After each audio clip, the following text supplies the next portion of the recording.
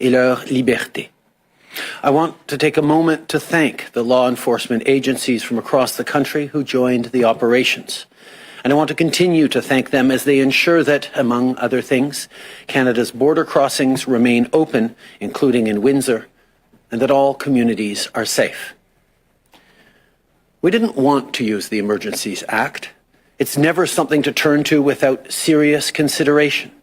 But after weeks of dangerous and unlawful activities, after weeks of people being harassed in their neighborhoods and small businesses forced to close, after billions of dollars were stalled in trade, putting people's jobs and livelihoods at risk, after the National War Memorial was desecrated, after evidence of increased ideologically motivated violent extremism activity across the country, after a flood of misinformation and disinformation washed over Canada, including from foreign sources, after these illegal blockades and occupations received disturbing amounts of foreign funding to destabilize Canada's democracy, it became clear that local and provincial authorities needed more tools to restore order and keep people safe. For the past few days, parliamentarians have been debating the Emergencies Act and will be voting on it tonight. I ask all members of Parliament to take action against illegal blockades and to stand up for public safety and for the freedom of Canadians. Invoking the Emergencies Act has been necessary. Law enforcement agencies relied on it to set up secured areas in downtown Ottawa and at border crossings. It prevented foreign money from continuing to fund illegal blockades, and it's making sure our borders remain open. It has been the responsible thing to do. We now have a choice to make as a society. We can choose to keep reliving these scenes that tear at the values that bind us as Canadians, or we can choose to remember who we are and the best vision of what Canada can be. What we've seen in these past weeks is not the story of this pandemic. The story of this pandemic is one of unity and solidarity. La pandémie, c'est l'histoire des travailleurs de la santé qui se présentent chaque jour au travail, peu importe leur fatigue et les difficultés qui les attendent. C'est l'histoire des camionneurs et des travailleurs de première ligne qui font tourner notre économie. C'est l'histoire des enfants et des aînés qui sont restés forts et résilients. On a vu les gens partout au pays travailler ensemble et s'adapter collectivement pour sauver des vies. On a les taux de vaccination parmi les plus élevés au monde. On a tous fait des sacrifices, et oui, ça a été difficile. 36 000 Canadiens ont été emportés par la COVID-19. C'était des grands-parents, des parents, des enfants, des amis et des voisins. Mais à travers tout ça, on était là, les uns pour les autres. Through this pain and heartbreak, Canadians answered the call, because Canadians are good people. We're among the world leaders in vaccination and health outcomes, as well as in economic recovery and job creation. It took courage. It took resilience. But we did it together. And despite the many challenges that we faced, our democratic institutions remain strong. We don't always agree, and that's okay. In fact, it's not only healthy to have debates in a democracy, it's necessary. Our government will always defend freedom of expression and freedom of peaceful assembly. These values are at the core of our Charter of Rights and Freedoms. They're at the core of who we are as Canadians. In a democracy, you can protest, you can share your opinion at the top of your lungs. You can disagree with elected officials, you can certainly disagree with me. But you can't harass your fellow citizens who disagree with you. You can't hold a city hostage. You can't block a critical trade corridor and deprive people of their jobs. You can't attack journalists for reporting, which is essential to our democracy. What you can do is vote. What you can do is run for office. That's how change happens in a democracy. On est tous fatigués de la pandémie, mais ça ne donne pas le droit de participer à des occupations et à des barrages illégaux ou de mettre les autres en danger. Et c'est inacceptable d'attaquer un journaliste parce qu'il fait son travail ou de faire de l'intimidation et de brimer la liberté de presse. Il n'y a pas de doute que les dernières semaines ont été éprouvantes, que les dernières années ont été douloureuses et qu'il reste encore des défis à relever devant nous. Mais on ne peut pas laisser la colère nous diviser. More than ever, now is the time to work together. It's also the time to reflect on the kind of future we want for our country. There's a lesson for all of us in what happened this month. We don't know when this pandemic is going to finally end, but that doesn't mean we can't start healing as a nation. And it starts with all of us. If you spend a lot of time online, try looking outside your social media bubble every now and then.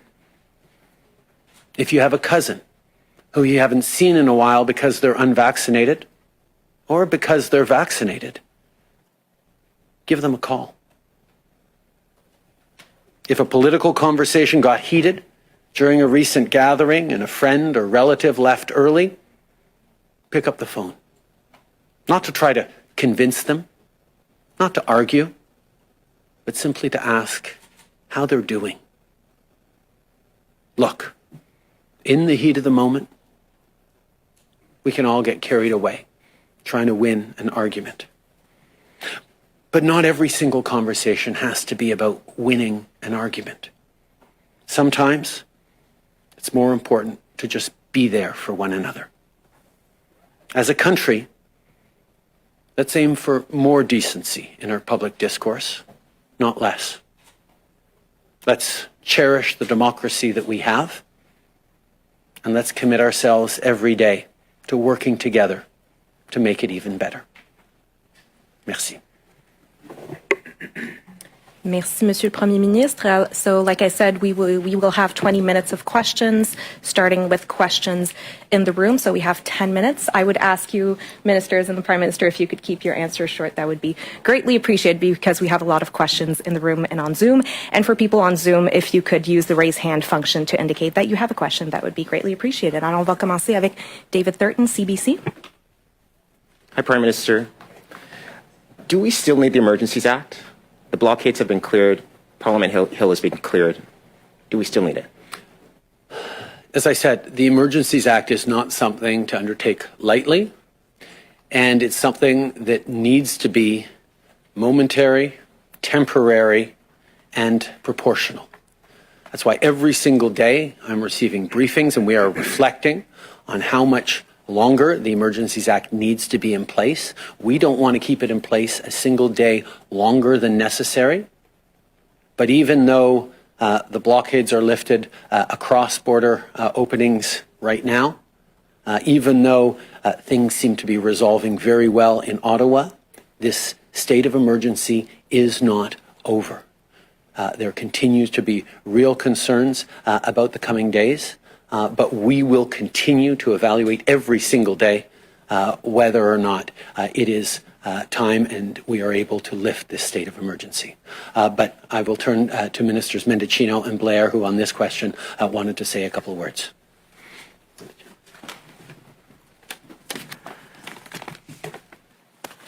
Thank you very much, Prime Minister, and thank you for the question. Look, I think there's no doubt that we have seen significant progress here in Ottawa, and after 3 weeks of torment for local residents, for small businesses, for you folks who've been reporting, and the images have been shocking and at times and deeply concerning. This morning and yesterday, we saw calm, peace, and quiet, and I think that was certainly a sense of relief for all of us. But we know that there are still a number of individuals who are affiliated with the illegal blockades who are in the area. Just this morning, we saw that there's some reports for a potential activity in the area. So we have to remain vigilant, and not only in Ottawa, but at our ports of entry. A couple of days ago, there was an effort to try and block Surrey, an important trade corridor at the Pacific Highway. We continue to watch very closely activities in Windsor, and we're following the advice of our law enforcement. And I would just point out that we've had a number of individuals reach out, including the Canadian Association of Chiefs of Police, the Ontario Association of Chiefs of Police, the Canadian Association of Police members, who are the rank and file, who have said to us with a very clear and singular voice that the Emergencies Act is a tool that is continuing to not only address the illegal occupation here in Ottawa, but also being used very effectively to prevent future blockades. Now, I want to echo exactly what the Prime Minister said, which is, I think, a sentiment that we all share across government, and that is we do not want to use the Emergencies Act for a single moment longer than is necessary. And I believe that when you survey the conduct of law enforcement over the last number of days, what you have seen is restraint. I mean, take a look at the way that the police carried themselves throughout the course of dealing with the illegal occupation here in Ottawa. There was a degree of professionalism and focus, despite the fact that there was an emotionally charged atmosphere, despite the many provocations and intimidation, and at times efforts to assault police officers. And that, despite all of that, we saw minimum use of force. So I think that kind of conduct will continue to carry through the Emergencies Act, but we won't use it for any longer than is necessary. Ministers, we have 10 minutes only for questions, and we're using it all up on the first one. You want to stay for the next 10, great. Yeah. Bill? I'll take your point, David.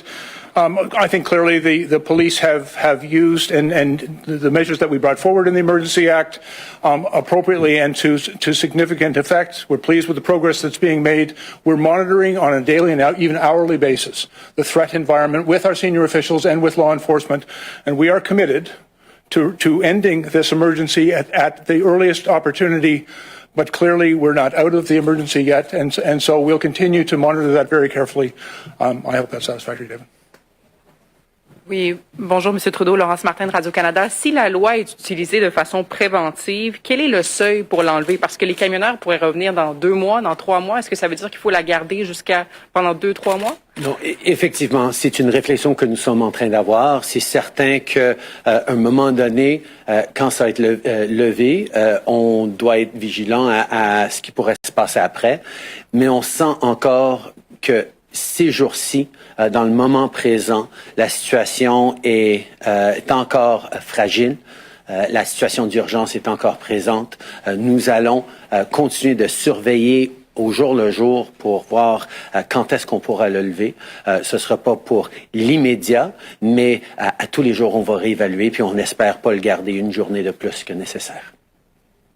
Hi there, it's Annie Bergeron-Oliver for CTV National News. My question is for Minister Freeland, I believe. 2 Conservative MPs say that their constituents who donated small amounts, about $50 or so, have had their bank accounts frozen.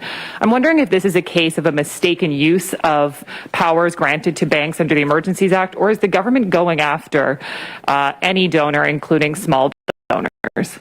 I'll turn to Minister Freeland in a second, but the measures that we put in place are designed and focused on ensuring that people in the current illegal occupations leave. That has been the intent and the focus right now. If there are specific cases that Conservative ministers can bring forward to highlight where that is not the case, we would happily look at them and hope to resolve them. But I'll turn over to Minister Freeland. Thank you.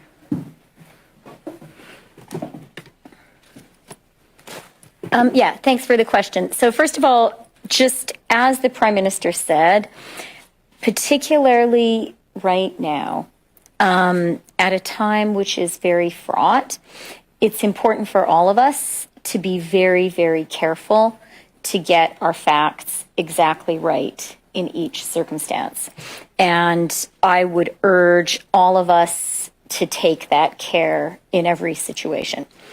In terms of the financial measures, the RCMP has given to the financial institutions names of leaders and organizers of the protests and of people whose trucks were part of occupations and blockades. That is the only information, according to the RCMP, that the RCMP has given to financial institutions. I think it's also really important for everyone to be clear, and this speaks to the getting our facts straight point, that these measures applied only as of the 15th of February. That is when financial support of these illegal blockades and occupations began to be sanctioned.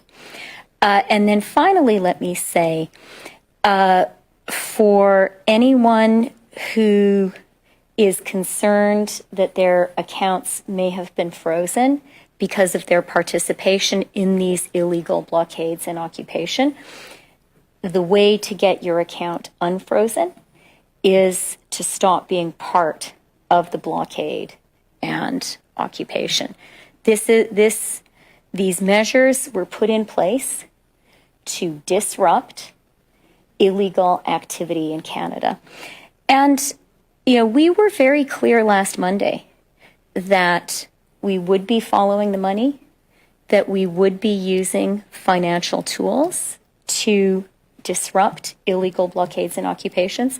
The focus absolutely has been on leaders and on the vehicles that were such an important part of the illegal blockades and occupations. That has been the only focus of law enforcement. Thank you. Bonjour, Monsieur Trudeau. Je voudrais savoir, est-ce que vous allez imposer la ligne de parti pour le vote de ce soir et en faites-vous un vote de confiance? Tout d'abord, j'ai de la misère à imaginer qu'un parlementaire qui vote non à ces mesures ce soir pourrait imaginer que c'est autre chose que de démontrer la confiance dans la responsabilité, la confiance et la compétence du gouvernement. Mais j'ai tout à fait confiance que la majorité des parlementaires vont ce soir voter pour protéger la règle de droit, pour protéger les Canadiens et leur communauté et leur liberté.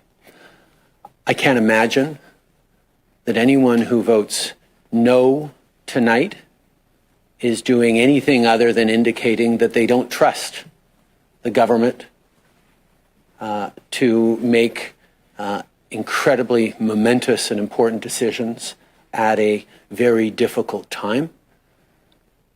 But like I said, I am confident that the majority of parliamentarians will stand up to support our values, to stand up to support our democracy, and to stand up to support their fellow Canadians.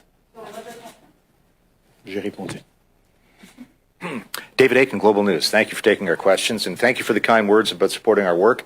I'd suggest the best way to do that, of course, is take an extended amount of time for questions from journalists. I heard what you said in reply to my friend David Thurton, and I heard the very same similar lines repeated by Minister Mendicino, repeated by Minister Blair. We don't want this to go on for 1 second longer. I really want to press you. Give us a specific power in the Emergencies Act, which is vital right now, that is not present in the provincial emergency orders, in the criminal code, and any other number of statutes that already exist. What specifically is in that act that is so vital right now to protect Canadians? We saw for a number of days and weeks into the blockades that it was extremely difficult to get tow trucks to come and tow big rigs. One of the specific measures is an ability to compel tow truck drivers to come and do their jobs. when the Emergencies Act was brought in, many tow truck companies said, okay, we'll do it, didn't need to be compelled, but there were some companies that needed to be compelled under the Emergencies Act to remove trucks. And we've seen right now that there are trucks holding in places like Arnprior and Embrun and other places that are have indicated an indication, a desire or an openness to returning to blockades right now. So that is a power we may well need. The power to designate critical infrastructure like border crossings as not just the actual border crossing itself, which of course is protected under current legislation, but the approaches to border crossings, 15 kilometers up the road from Coutts, for example, or the municipal approaches to the Windsor crossing that require police to be able to designate that as areas where people not just occupying, but indicating a desire to go and occupy that intersection can be turned away. Just in the past days, there was a convoy from Fort McMurray destined for Ottawa that was largely turned away at the Manitoba-Ottawa border based on the laws and the powers in the Emergencies Act. Now, this is not something that we want to imagine continuing indefinitely in Canada. We hope to only keep it in place for a number more days. We will reevaluate every single day. But right now, when the situation is still of people pre-positioning, people being out there indicating that they are ready to blockade, to continue their illegal occupations, to disrupt Canadians' lives, we feel that this measure needs to remain in place while this emergency situation is still in place. And I could give other occasions, but I'll turn to another question instead to try and get as many as possible. Sir Lee Berthiaume, Canadian Press, good to see you. You've said you don't want to keep the Emergencies Act any longer than necessary, but you have also said that you want to make some of the new powers around fundraising platforms, reporting to FinTrack permanent. I'm wondering what other powers you're looking at making permanent, what other changes after this crisis have passed. One of the things that is important and right about the use of the Emergencies Act is there are already many mechanisms around review and oversight, whether it's a parliamentary committee, whether it's an inquiry afterwards, whether it's a need for openness and transparency, whether it's even court cases that are coming forward to challenge it. All those are part of the checks and balances that make sure that these actions we took are the right ones, which we know they are. At the same time, there needs to be a reflection about misinformation and disinformation and how Canadians' lives can be disrupted by it. There needs to be a reflection on foreign funding of illegal actions in our country designed to disrupt or destabilize our democracy. There have to be reflections on our ability to keep our borders open and free-flowing and protect critical infrastructure like the seat of our democracy. These are things that will be debated and reflect on in time. We will work with parliamentarians to move forward in a way that is responsible and properly measured to react and proact in terms of what we see potentially coming in the coming years. Okay, thank you for that. We are going to go on questions on Zoom. On va commencer avec Hélène Buzetti, les coop de l'information. Oui, bonjour. Ma question est pour la ministre Freeland. Oui, bonjour, Madame Freeland. Tout à l'heure, vous avez dit que la façon de faire dégeler vos comptes qui ont été gelés, c'est de ne plus prendre part aux barricades. Or, il n'y a plus de barricades. Alors, est-ce qu'on doit comprendre que les fonds seront dégelés sous peu? Et le serait-il si, mettons, ce soir, le vote devait être négatif, est-ce que automatiquement ça dégèle ces comptes? Et si je me permets de rentrer une petite question, le maire Watson dit qu'on devrait vendre les camions qui ont été saisis. Est-ce que la loi le permet? OK, merci pour la question. Je veux commencer en disant que c'est très important d'avoir des données qui sont exactes. Les noms précis des congelés ne sont pas partagés avec les politiciens. Et c'est absolument correct. Deuxièmement, comme j'ai juste dit, les policiers ont partagé avec les institutions financières les noms des leaders, des blocages et occupations et les noms des camionneurs. C'est le focus, c'est le cible de ce que les agences policières ont fait. Concernant ce qu'on doit faire pour dégeler des comptes bancaires. Premièrement, on doit se souvenir que les comptes bancaires peuvent être gelés pour beaucoup de raisons. Et beaucoup de raisons qui n'ont aucun lien avec les barrages et l'occupation. Et c'est important d'être certain que le compte n'est pas gelé pour une autre raison complètement. Si on est certain que le compte est gelé à cause des actions illégales qui sont liées avec l'occupation et le barrage, on doit parler avec les policiers qui vont parler avec les organisations financières pour dégeler les comptes. Et finalement, concernant les comptes qui sont gelés, c'était une action prise pour finir avec les barrages et l'occupation. Une action qui n'est pas rétroactive, une action qui était vraiment ciblée. Ce n'était pas une action permanente, une action qui est... on n'a pas aucune intention ou le droit de prendre l'argent des gens. C'était vraiment pour finir avec ces occupations et barrages illégaux. Et je peux me répéter en anglais si c'est utile, mais... Non, n'est-ce pas? OK, merci. Et sur les camions, peut-on les vendre? Concernant les camions, j'ai parlé des pouvoirs fédéraux et il y a aussi des actions, des pouvoirs qui restent avec les municipalités et les provinces. Merci. Parfait. We're going to go to John Ibbotson, Globe and Mail. Good morning, Prime Minister. Concerning the situation in Ukraine, if Russia were to recognize the independence of Luhansk and Donetsk and send troops into the region, would that be sufficient to trigger sanctions by Canada? And if it were not sufficient, why would that not be the case?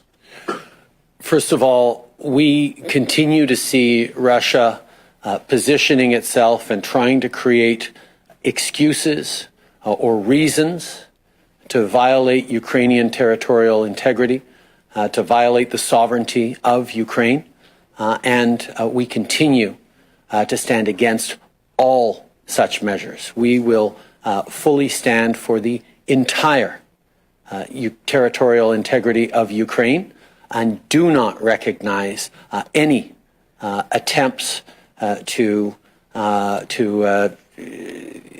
independently recognize or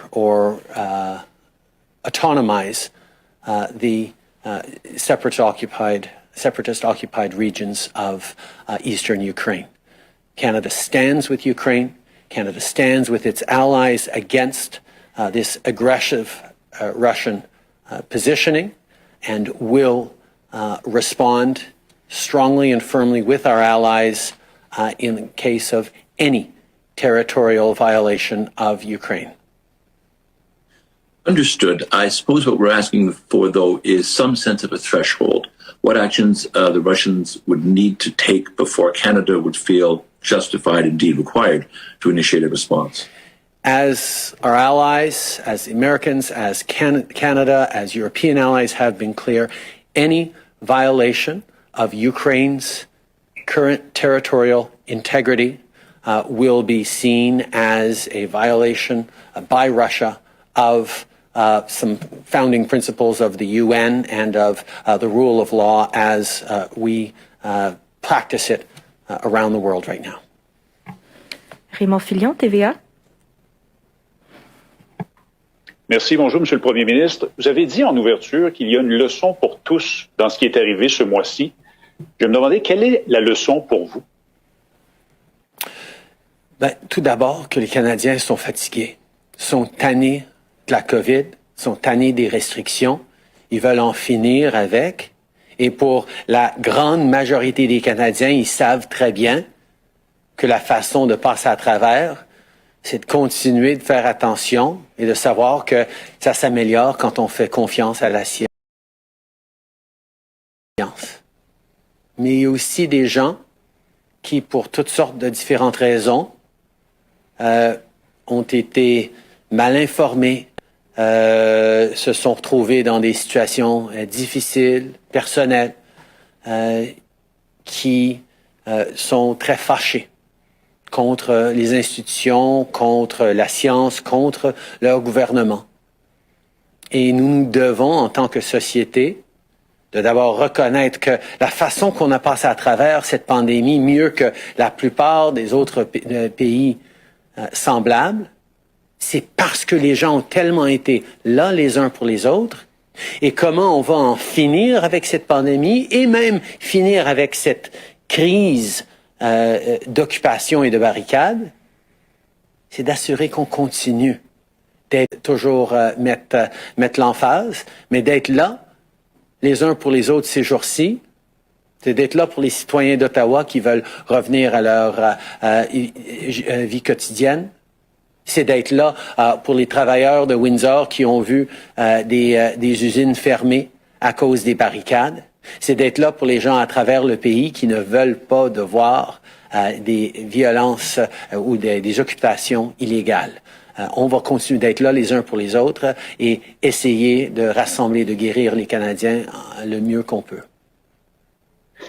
Mais est-ce que vous avez, vous, des regrets sur la façon dont vous avez géré la situation dans les 3 dernières semaines? Il y en a plusieurs qui vous ont adressé des reproches de ne pas avoir dialogué, etc. Avez-vous des regrets? Il y a toujours des choses à laquelle il faut réfléchir après toute crise, après toute action. Mais je pense qu'on a été très, très clair à chaque étape que la façon d'influencer les politiques publiques, les façons de changer les choses dans une démocratie, c'est pas par des actes illégaux, c'est pas par des occupations qui font mal à vos concitoyens, c'est avec de l'action politique, d'aller voter, comme les Canadiens ont fait il y a 6 mois, mais aussi, si vous voulez vraiment changer les choses, portez-vous candidat dans les prochaines élections. Encouragez les Canadiens de vous appuyer pour pouvoir amener des changements. C'est comme ça que ça fonctionne dans une démocratie. Nous ne pouvons pas tout simplement dire « Ah, il y a des mesures impopulaires, on va barricader le Parlement et on va les forcer de changer d'idée ». C'est pas comme ça que fonctionne notre démocratie. Si ces gens-là ont vraiment le désir de changer la direction du pays, bien, il y a des moyens de faire ça, de se présenter dans les élections, de se faire élire et d'avoir l'appui et l'approbation de la majorité des Canadiens et pas de ceux qui vous entourent dans votre cercle restreint. And we have time for one last question. We're going to go to Jacques Gallant, Toronto Star. Hi, good morning. Prime Minister, you mentioned earlier about oversight and you talked about the parliamentary committee. I'm wondering, when will that committee be struck and what exactly will it be able to do? What exactly will its powers be? Part of the rules around formation of the Emergencies Act is the striking of a joint parliamentary committee between the House and the Senate to report back on the use of the Emergencies Act after the Emergencies Act has been had been in place to talk about how it was used and to report back in a fulsome way. The discussions are ongoing with the various parties on exactly that issue. David, do you want to speak to that? Sure. Thank you, Prime Minister. Thank you, Jacques. It's a wide-ranging set of powers that the committee has to go back and look at. First of all, the declaration, the justifications contained in that declaration, any orders, as well as the implementation of those orders. So, and as well as forward-looking advice for what we might want to do down the road. So that committee has a wide-ranging set of responsibilities, I would say first, as well as powers. Thank you. Thanks a lot. And Prime Minister, I wanted to ask you again this question that you got earlier, but I don't think I heard a response. Is tonight's vote a matter of confidence? Like I said, I can't imagine anyone voting against this bill as expressing anything other than a deep mistrust in the government's ability to keep Canadians safe at an extraordinarily important time. But like I also said, I am confident this bill is going to pass. And that is the end of our press conference. Ceci met fin à la conférence de presse. Merci beaucoup au Premier ministre, aux ministres qui ont pu rester quelques minutes de plus finalement. Bonne journée. Thank you.